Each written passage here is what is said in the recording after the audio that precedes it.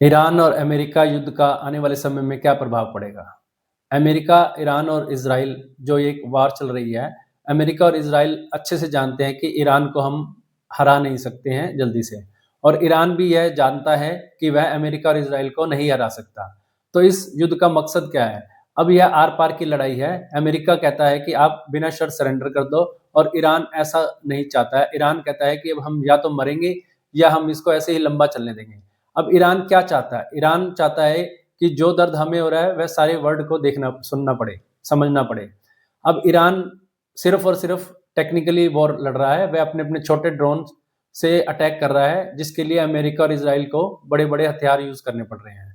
और दूसरा वह तेल की कीमतें इतनी ऊँची करना चाहता है कि पूरे वर्ल्ड में हाहाकार मच जाए, क्योंकि सभी तरह की प्रोडक्शंस मिडल ईस्ट से होती है और वहाँ से ही ट्रांसपोर्ट होता है और स्ट्रेट ऑफ हार्मुज़ से ही 20 टू 30% का पेट्रोलियम पदार्थ विश्व में सप्लाई होता है। अब वहाँ पर उन्होंने ऐसी स्ट्रिक्टनेस कर रखी है कि वहाँ से किसी भी जहाज का निकलना पॉसिबल नहीं है। ईरान अपने छोटे-छोटे वेपन्स का यूज़ कर रहा है। उसके पास समुद्र में चलने वाली छोटी सुपर फास्ट बोट हैं, जो किसी भी सबमरीन या किसी भी बड़े जहाज को मिनटों में तबाह कर सकती है और उसमें ईरान की ज़्यादा लागत भी नहीं आ रही।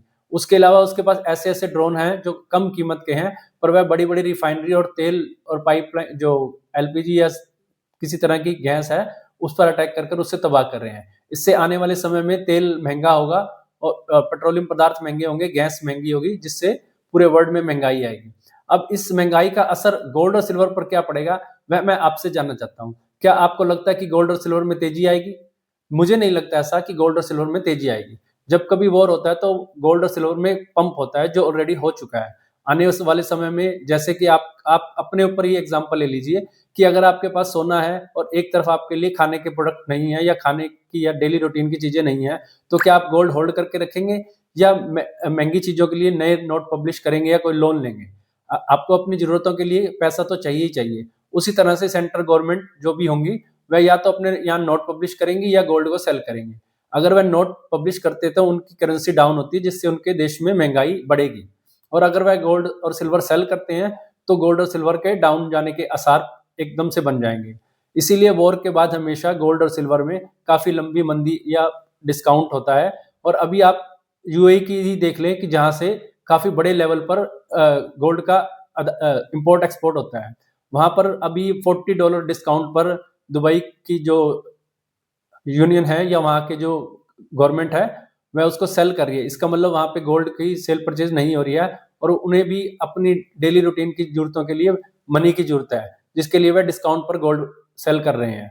अब आप ही समझदार हैं, आप डिसीज़न ले सकते हैं कि आने वाले समय में गोल्ड और सिल्वर तेज़ होगा या मंदा होगा। आपको क्या लगता है, आप कमेंट में लिखें। और हम यह वीडियो स्टडी पर्पज़ के लिए बनाते हैं।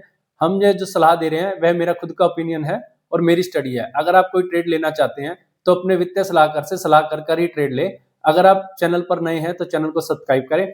अगर आपको हमारी वीडियो अच्छी लगती है, तो लाइक और शेयर करें और ज़्यादा से ज़्यादा लोगों को चैनल को सब्सक्राइब करने के लिए मोटिवेट करें। धन्यवाद।